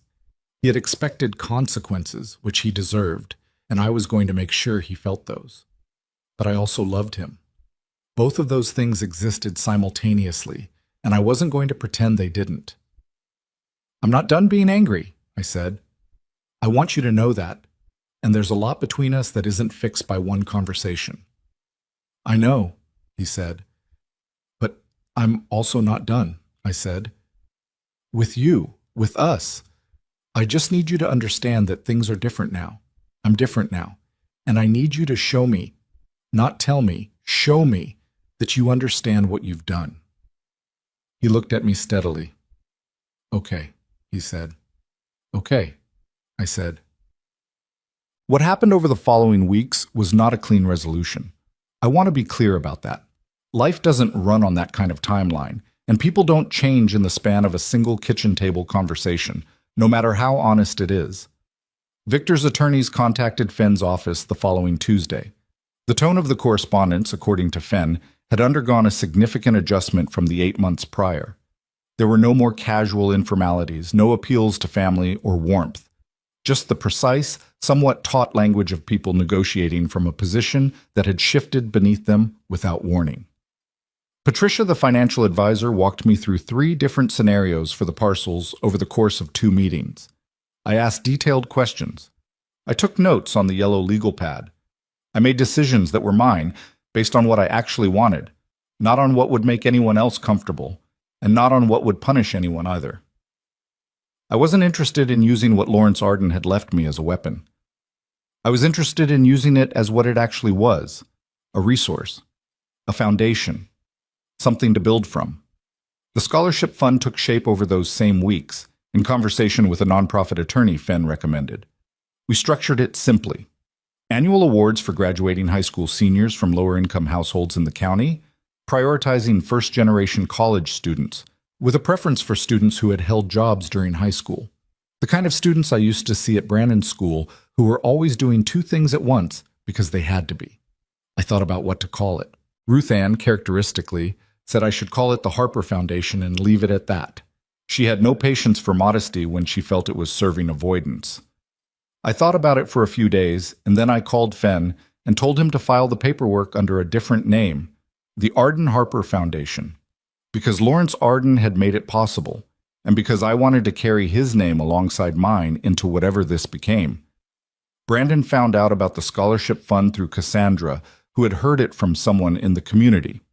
It had been mentioned in a local paper's brief about new nonprofit filings. He called me that evening, and he sounded different from how he'd sounded in any call in recent memory. Less managed, less careful. "You're setting up scholarships," he said. "Yes. For kids who need help getting to college. And some community resource programming. Still working on the structure for that part." A pause. "Mom." His voice had something in it I hadn't heard in a long time. A rawness that the past 2 years had smoothed over. That's a real thing. That's going to matter to real people." "That's the idea," I said. "I want to help," he said. "Not with money. I know that's not... I just mean, I want to be involved. If you'd let me." I turned that over for a moment. The truth was, I hadn't thought about involving Brandon. Not because I'd decided against it, but because I'd been focused on building the thing, and including him hadn't been part of the picture I'd been painting. "Let me think about it," I said. "Honestly?" "Okay," he said, and then, "Mom, I'm sorry for a lot. I know sorry isn't a thing I can just say once and have it mean everything it needs to mean, but I am." "I know you are," I said. "Is that enough?" He said it with a vulnerability I hadn't heard from him since he was a teenager, since those nights when something hard had happened at school and he hadn't known how to handle it, and he'd come to the kitchen where I was and just stood near me without saying anything. "It's a start," I said. That was honest, too. The last thing I need to tell you about this part of the story is what I found out 6 weeks after the ballroom, through Fenn, through the particular kind of quiet efficiency with which information moved through legal and financial channels when you had the right people looking. Victor Whitmore's company had a problem. Not a new problem. A problem that had been building for some time, hidden under the surface of the expansion and the galas and the confident announcements. Several of his development projects had significant financing gaps. Two investors who had been expected to commit had quietly withdrawn. There were liens on two properties that hadn't appeared in any public documentation.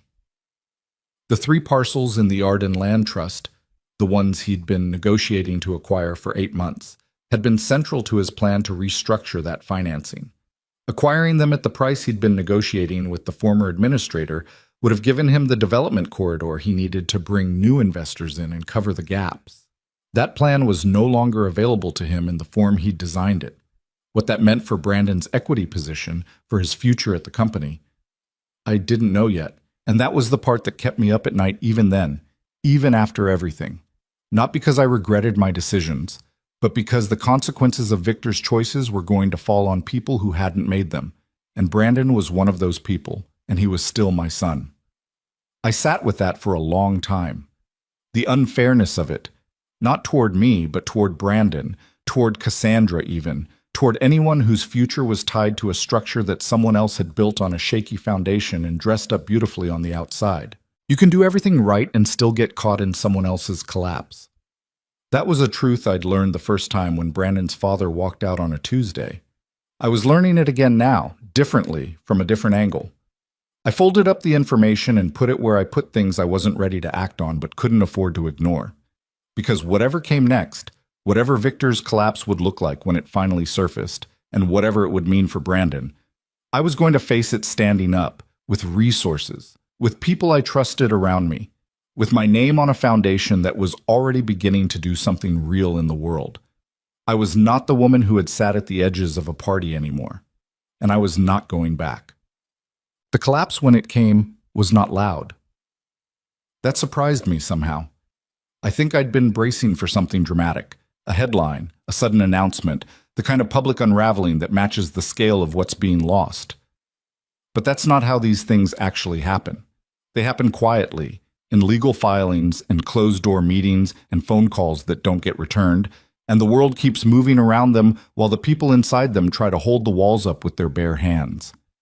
I found out through Fen on a Tuesday morning in May. He called me before 9, which he didn't usually do, and his voice had that careful quality it got when he was managing information he knew would land hard. Whitmore Capital Group has filed for creditor protection, he said. It was filed late yesterday. It'll be public by end of day. I sat down at my kitchen table. The yellow legal pad was still there. A new one by now, the original long since filled. How bad? I asked. Significant, Ben said. The financing gaps were larger than what I'd outlined to you last month. There are 3 projects in default. His primary institutional lender withdrew their commitment in April, which appears to have accelerated everything. A pause. Brandon's equity position, the shares he was granted as part of the promotion package, they're tied to company performance.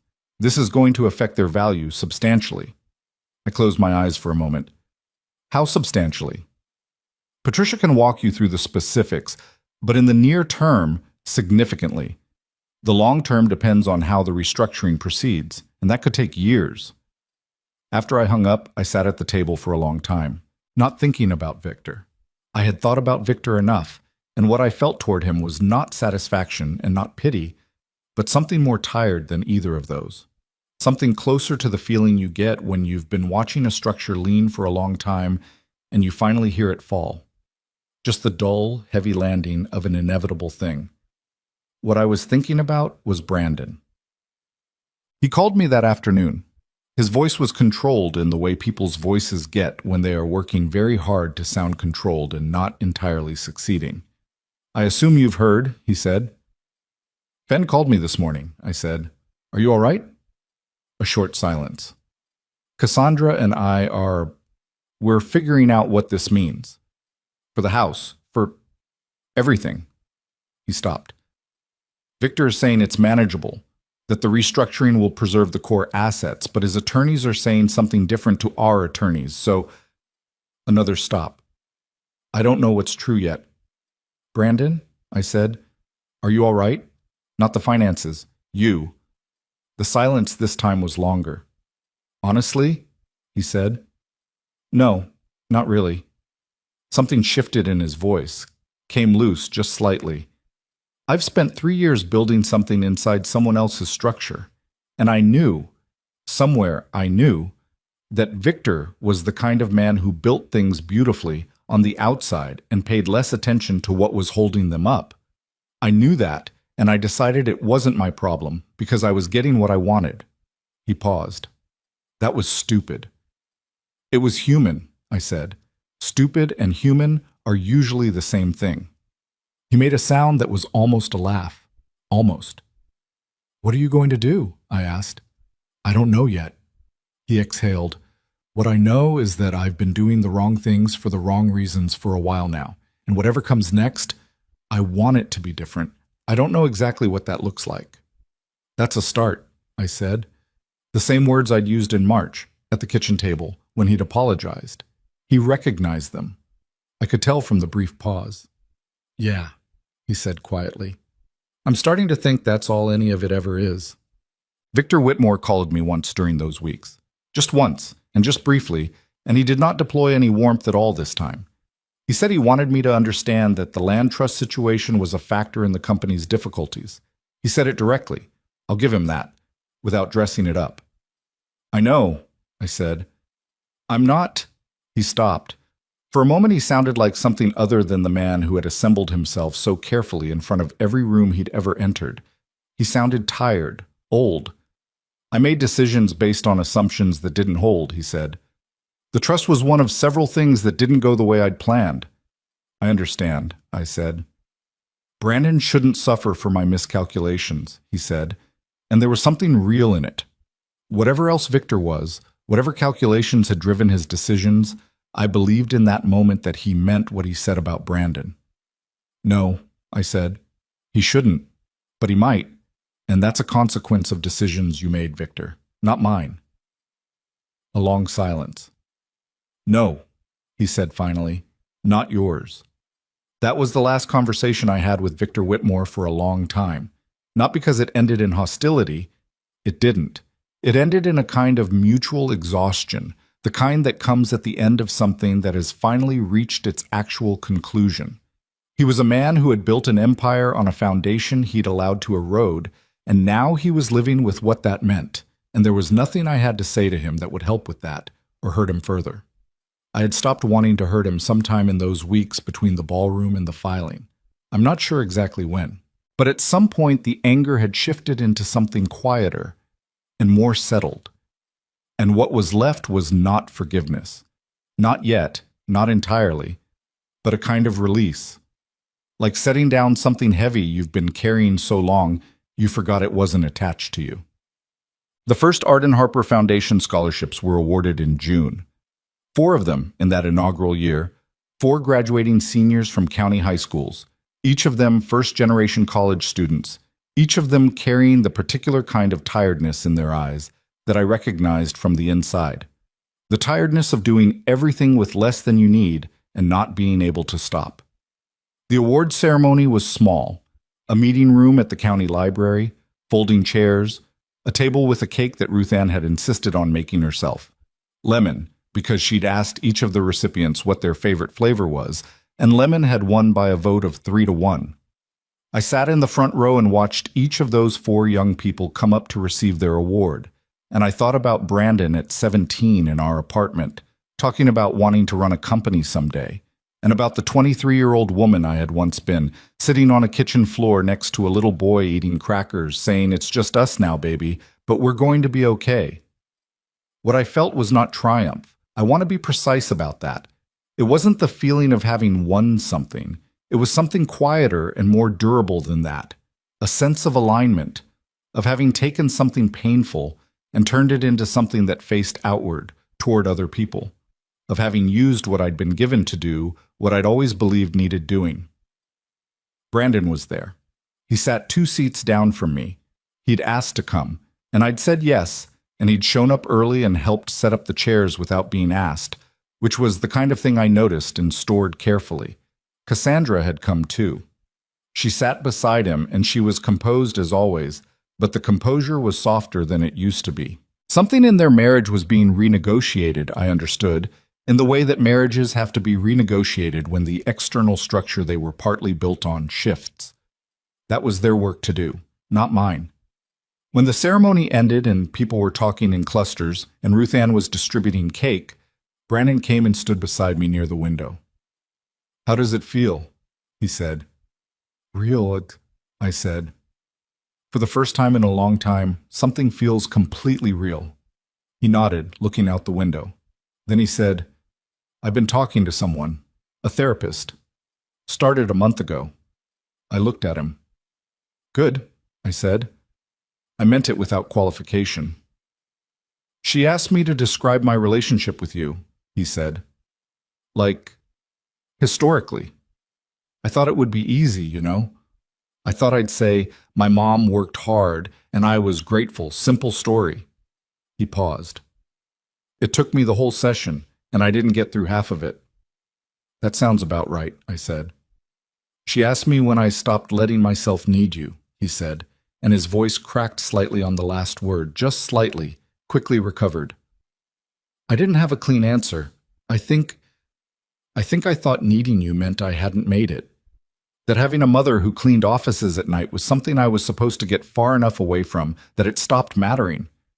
The room was warm. The library's summer light came through the window at a low angle and fell across the floor between us.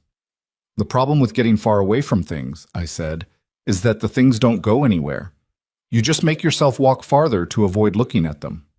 "Yeah," he said, "I'm learning that." "Learning is good," I said. "Learning is actually the whole thing." He turned and looked at me then.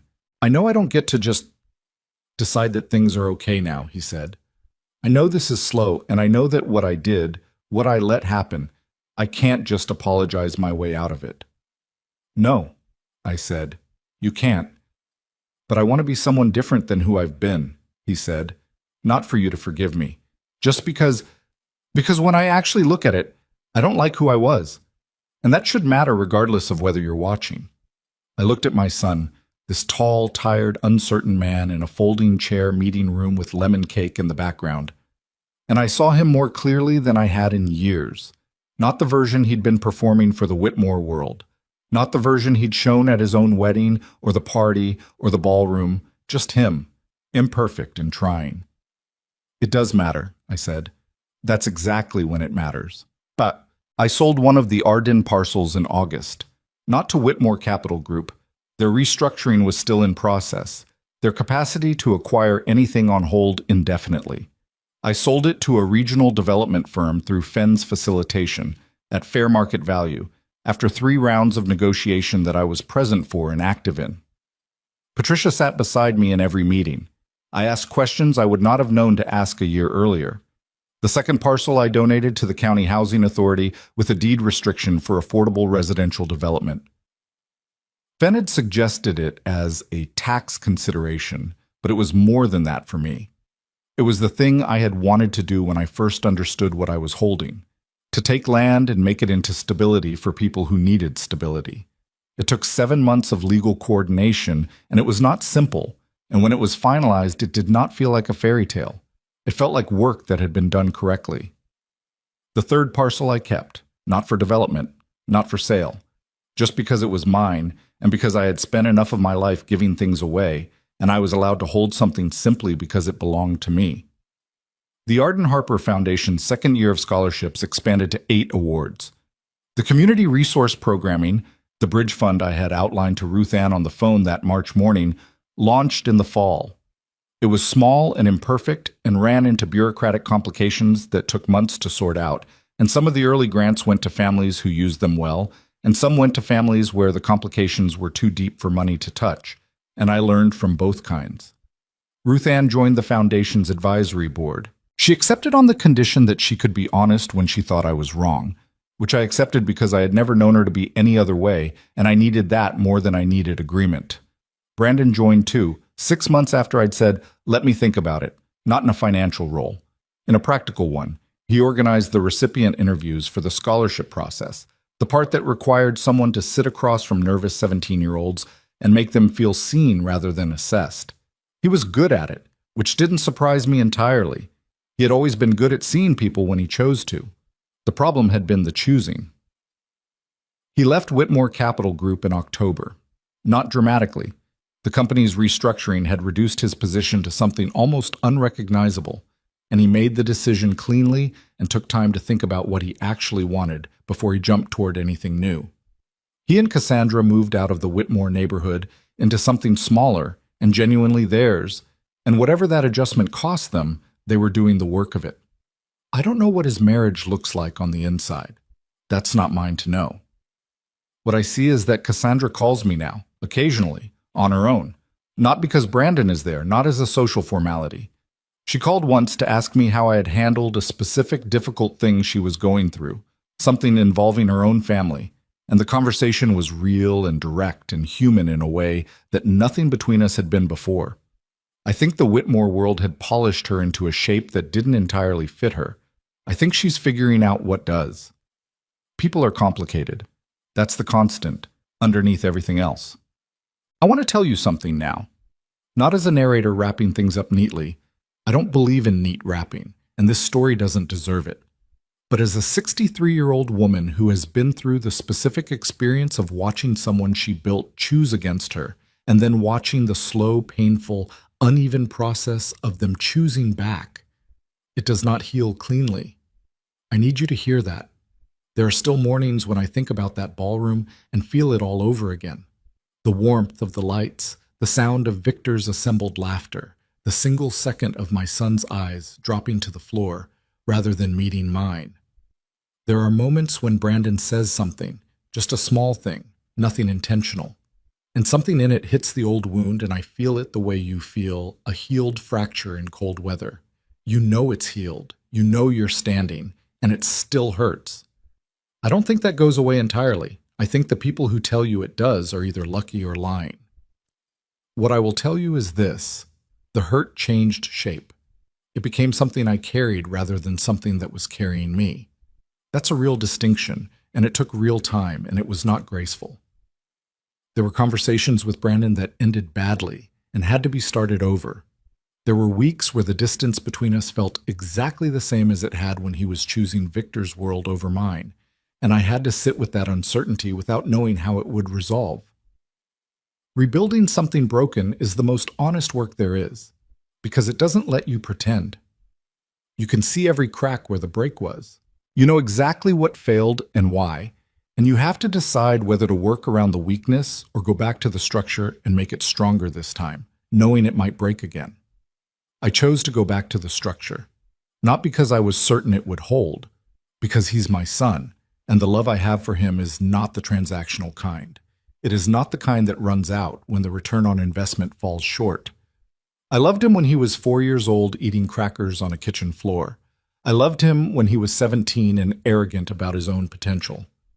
I loved him when he was standing in a ballroom letting his father-in-law call me raw material. And I love him now when he sits across from teenagers in scholarship interviews and makes them feel like their stories matter. But I love him differently than I used to. Not less. Differently. With clear eyes and a boundary that was not there before. With the understanding that love between a parent and an adult child is not unconditional in its form. It is unconditional in its source, but it has to be tended and respected, and it has to run in both directions. That is what I could not see for a long time. That love, real love, requires both people to show up for it. That my willingness to absorb hurt quietly was not virtue. It was a door I had left open and told him, without words, that he could walk through as many times as he needed to, and he had walked through it because I had made it easy to. Closing that door, learning to say, no, this is not okay, this is not how I will be treated, was the hardest thing I did. Harder than the legal meetings, harder than standing across from Victor in a ballroom, harder than any of the practical work, because it meant risking the thing I was most afraid to lose. It meant being willing to let the relationship break entirely rather than let it continue the way it had been. That is a terrifying thing to be willing to do, and it is also, I believe, the only thing that made a real relationship possible on the other side of it. It is November now. 2 years, almost exactly, from the night I sat at the edge of that party and decided I was done knocking on doors that only opened from one side. Ruth Ann is coming for dinner on Thursday. The soup is better than it used to be. I've been making it since March seems like forever ago, and I've learned what it needs. Brandon called this morning about the next round of scholarship applications and stayed on the phone for 40 minutes, which he never used to do. He asked at the end if I was eating properly, which made me laugh. My son, asking me the thing I used to ask him. "I'm fine," I said. "I know," he said. "I just like to ask." I let myself hold that for a moment. The ordinary sweetness of it, the smallness of it, the way it contained what I had been missing without naming it or making it large.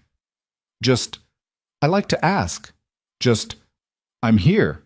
Just, you matter to me in the daily way, the way that doesn't require a reason. "I'm having Ruth Ann over Thursday," I said. "You could come." A pause. "Yeah?" "Yes," I said. "If you want." "I want," he said. I have a new dress now, not navy, a deep burgundy from a shop downtown, something I bought because I liked it and it was mine. The first piece of clothing I have bought for myself, not for an occasion, not because I needed something to wear to someone else's event, in longer than I can easily remember. I wore it to the Foundation's fall reception last month. Ruth Ann told me I looked like someone who knew something. I took that as a compliment, which I think was how she meant it. Lawrence Arden, the quiet man in the house near the water, watched from a distance for 40 years and made a decision. I think about him sometimes and wonder what he saw, looking in from the outside at a young woman raising a child alone on double shifts and pride and a refusal to ask for what wasn't being offered. I wonder if he saw the thing I'm only beginning to see clearly in myself. Not the sacrifice, not the hardship, but the stubbornness underneath it. The specific, durable stubbornness of a person who keeps going, not because she doesn't feel the weight, but because she has decided somewhere foundational that she is not going to be defeated by it. He left me something because of that. And I have tried, as best I can, to use it in a way that honors it, not by becoming someone unrecognizable, not by building a monument to myself, but by turning outward, by finding the teenagers who are carrying that same stubbornness and are going to need more than stubbornness alone to get where they're going. That is my legacy, if I have one. Not the money, not the parcels, not even the foundation exactly. The idea behind the foundation, that the people who do things the hard way deserve someone who notices, deserve someone who says, "I see what you're carrying, and I believe in where you're going, and here is something to help." Someone said that to me once, in a will that arrived 30 years late. And it changed everything. So here's what I want to leave you with. Not a lesson delivered from above, because I've lived too much of a real life to believe that lessons arrive clean and whole, but an observation from where I'm standing now, with my clear eyes and my burgundy dress and my soup on the stove and my son coming on Thursday. Dignity is not something that other people give you. That's the thing nobody tells you when you're young and running on love and sacrifice and the belief that if you give enough, people will treat you accordingly. Dignity is not given. It is held. It is decided internally before anyone else in the room knows a choice is being made. I held mine in a ballroom when a man called me raw material and my son looked at the floor. I held it when I walked out of a party of 30 people who had decided I was not relevant. I held it through every phone call and every short visit and every thanks for coming that should have been something more. And then I stopped just holding it quietly. I started acting from it. And that, not the inheritance, not the land trust, not any of the external things that changed, that was the turning point. If you're sitting somewhere right now feeling like I felt, like you have given everything to someone and been treated like a footnote, I want to say this directly to you.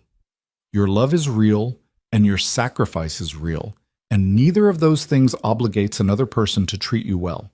You cannot love someone into respecting you. You cannot sacrifice enough to earn what should be freely given. What you can do is decide, quietly, internally, with no announcement and no drama. Decide that you are worth more than the space at the edge of the room. Decide that love, real love, has to go in both directions or it is not love. It is just one person bleeding while another one walks forward. Decide that, and then live from it. Imperfectly, slowly, with setbacks and hard conversations and days where you're not sure it's working. But from it, from that decision. Lawrence Arden watched a young woman do that for 40 years and thought it was worth recognizing. I don't know if anyone is watching you. But I hope you know, without needing anyone to tell you, that it is worth doing anyway. That is the whole lesson. Everything else is just the story around it.